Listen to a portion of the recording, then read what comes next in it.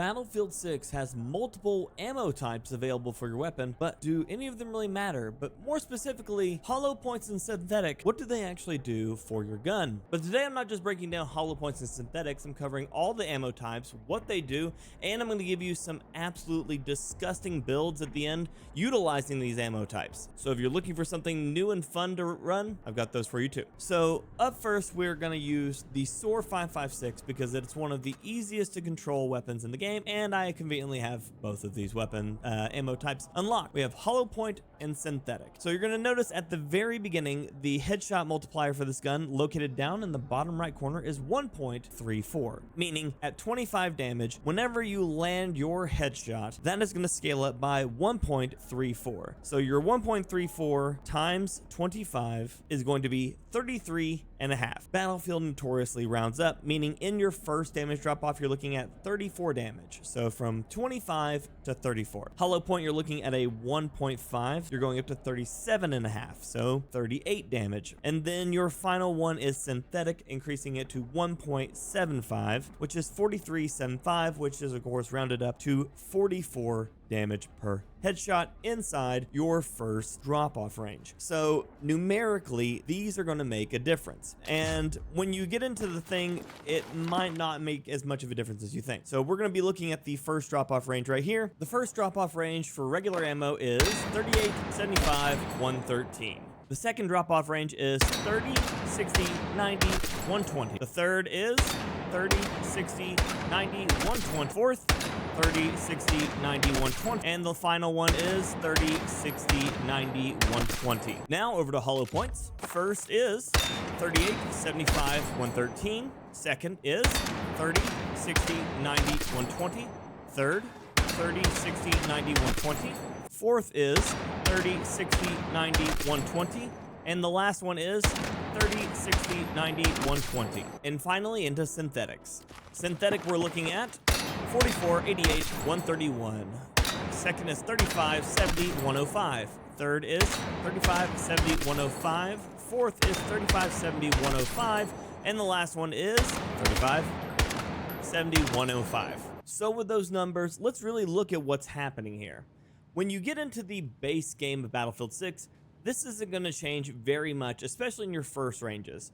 And when you're using the normal ammo or the hollow point ammo, it's going to change basically nothing outside of a wounded target maybe get dropped with one more bullet, and only if you're landing headshots. Once you get into synthetics though, it does start changing the number of bullets to take somebody down. I would say significantly, but again, only if you're landing headshots. And when you start looking at something like synthetic ammo, you're looking at something that's taking up 30 points on your tier. To get to your maximum 100, you're losing 25 points from your base ammo. That's a quarter of your stat points allotted for any particular weapon. Meaning if you're going to be taking synthetic, you need to make sure that you're getting every bit of use out of this. Otherwise, if you are currently landing any shots that are not going to be a headshot, you're losing significant value. These dummies do have the actual number values built into them, which means you can see that if you are firing at something like a knee level, you're still getting a 25. So for the average player, even if they intend on landing headshots, or if they're at least aiming to try to get headshots, most of the time, this ammo type isn't going to affect your gameplay. And then when you start looking at what I play most often, which is REDSEC, the ammo type is only going to affect it if you are continuously landing those shots. If you want to look at something like synthetic, you're normally on 3 shots to the head at the close quarters. And that goes the same with synthetic, regular, or hollow points. But when you start looking at dealing with somebody with 200 HP, it does start actually changing something. This is only if you're landing all headshots. So 35, 70, 105. This is with just the synthetic ammo. That doesn't really make that big of a difference now, does it? 105, you're still getting that 105. So that means you have to land 6 headshots, 20 meters. Almost every engagement is going to be 15 to 20 meters. You're not going to get a lot of 10 meters to be able to deal this insane 135. And at 135, that means you're still going to need to land 5 headshots with synthetic ammo, meaning you're trading out 25 points worth of value just to be getting the weapon to be able to 5-shot instead of 6-shot up close. That's really, really expensive, especially when you start looking at what values you can get out of that additional 25 points.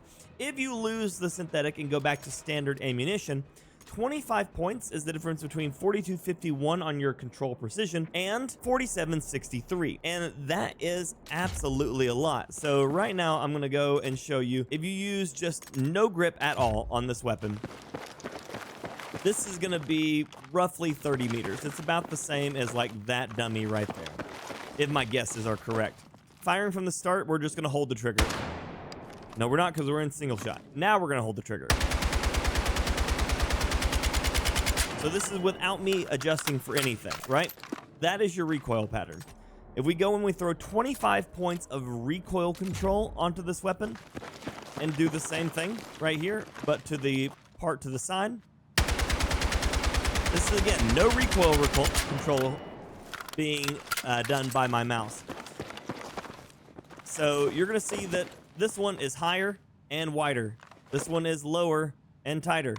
You are getting a actual stat difference for that 25, but that synthetic, you're not going to be guaranteed to be landing those 6 shots that are required to be able to bring somebody down in those number of bullets needed, but you could land a third of your bullets more accurately. So when it comes down to these ammo types, there's not a lot of reasons for you to be burning 25 points into synthetic or even 15 points into hollow points, considering the fact that it doesn't change that much from your standard ammunition. Penetration ammo, this is one that's been a hot topic, and this one actually does damage through targets. If you didn't know, if you fire through an ally or through a fence or anything like that, your weapons do reduce damage. And again, that's through an ally. That's not even at an enemy, meaning if one of your friends takes a step in front of you while you're shooting, you're going to start dealing reduced damage. Penetration ammo ignores your allies and starts doing basically closer to full damage through them, along with fences and other pinnable objects. And if there's an enemy behind them, it will continue to do more damage as well. Again, this is one that's going to lose you stats. You go from 47 to 63 to 46, 60. So you lose a bit of control, you lose a little bit of precision, but you maintain full damage or more of your damage through allies and, you know, pinnable objects. But that right there alone is worth more than taking these additional ammo for headshots, because it's the same price as your ammo.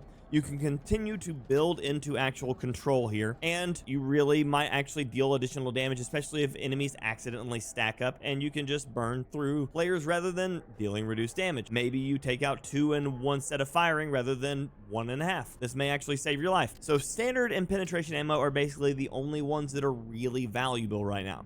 The other ammos that we're going to look at also is lightweight and Frangible. So Frangible is ammunition that delays health regeneration on impact with target. If you didn't know, suppression reduces your regeneration rate. Anytime you're suppressed, you basically take almost a full 5 seconds before you start regenerating again. And if someone continues to suppress you, you will continue to not regenerate. Frangible is going to slow that down even more. When you start looking at something like REDSEC, this actually can do some massive damage to a player. I'm actually running it right now on one of my sniper rifles. I'm running it on the mini scout because the mini scout takes additional shots, and why not, you know, prevent them from healing a little bit more. It helps make the mini scout a little bit more lethal and overall semi-useful, especially considering the mini scout doesn't have a lot of things that can really boost its stats. Go for it. But otherwise, Frangible, not a lot of use, primarily on full auto weapons, because you're already dealing suppression. So if you can absolutely control every bit of your recoil with no worries, you can throw an additional 15 points into Frangible. Otherwise, again,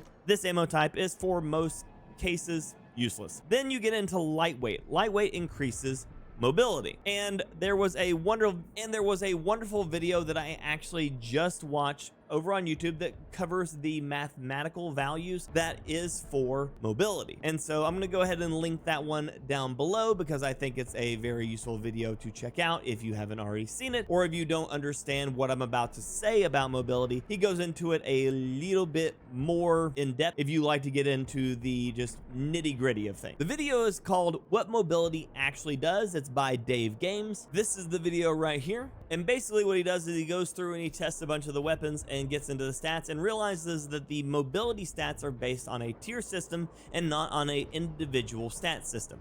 So what you'll see is that basically you're getting a stat upgrade for every tier that you take in mobility, meaning you'll need to start looking at the numbers a little bit more broadly than a little bit more shallow, because there will be no difference between a 30 and a 35, while there will be a difference between a 35 and a 36. So if you're lightweight ammo and you've got extra 5 points, you'll see that 45 to 50, so you'll see that 45 to 46 will make a difference. So 46 to going over to 48 makes no difference on the stat chart, so there would be no value in this weapon running it.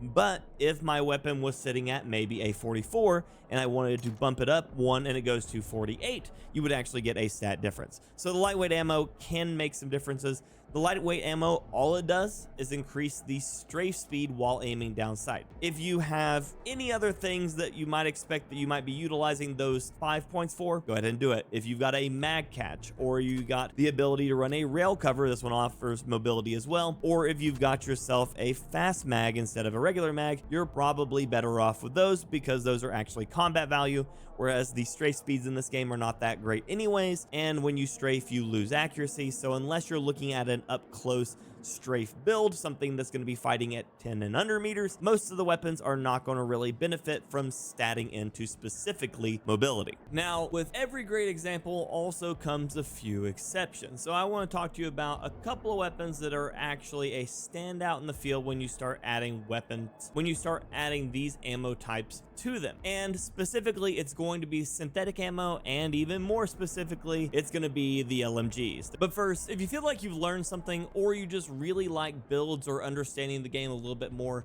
feel free to drop a sub on the channel. We do these all the time. Or come join me on my stream. We stream Monday through Saturday, 6 a.m. to 1 p.m. Eastern Standard Time, and I do this stuff live, kind of giving you a hands-on tutorial if you have questions as well. But let's get back to it. There's two LMGs right now that absolutely decimate utilizing synthetic ammo. One is the RPK. The RPK does 33 damage, and when you throw the RPK with synthetic rounds on it, the 1.75 on 33 makes it actually a lot of damage. It's actually 50 damage by the time it rounds up, meaning in the first drop-off, you can 4-shot somebody to the head inside of REDSEC, which is disgusting, or you can 2-shot them inside of standard Battlefield 6. And again, this makes the RPK a bit of a overpowered weapon, and it basically becomes a DMR with some of the most insane mag size versus damage dealt inside of the game. So if you haven't already unlocked that, like I haven't, it might be something worth looking at before it gets nerfed to the absolute ground. And then one of the other ones that you need to look at for synthetic ammo is also another LMG, and that is the KTS. The KTS is already absolutely disgustingly accurate with very few attachments, with its precision and control being two of the highest in the game, right behind the AK-205, which does absolutely 0 damage. It also runs synthetic if you really want to, but why, it's the 205. But the synthetic damage on this one buffs this one to a 6-shot headshot,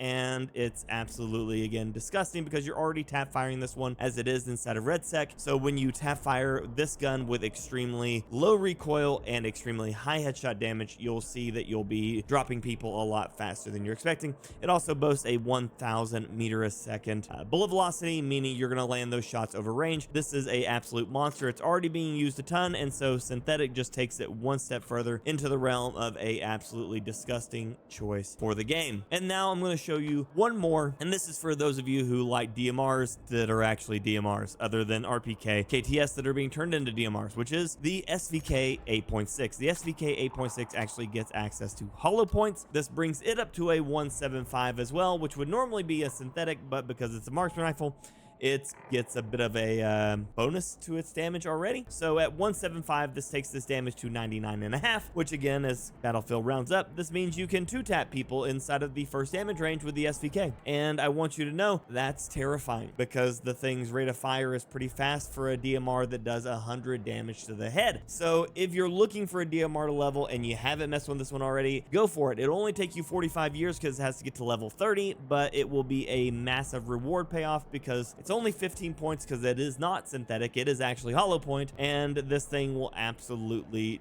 do numbers. It actually has a faster TTK than most of the snipers because of the rate of fire plus the hollow point damage bonus, making it actually more effective than most of the snipers in the game. So once people actually realize this, don't tell anybody because I've told you and you don't need to know this, but yeah, it's absolutely disgusting. So take advantage of that one as well. If you look for more broken builds, you can't get much more broken than this.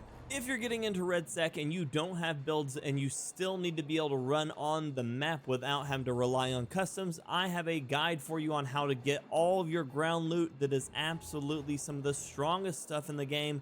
So check it out right here and get yourself some REDSEC wins.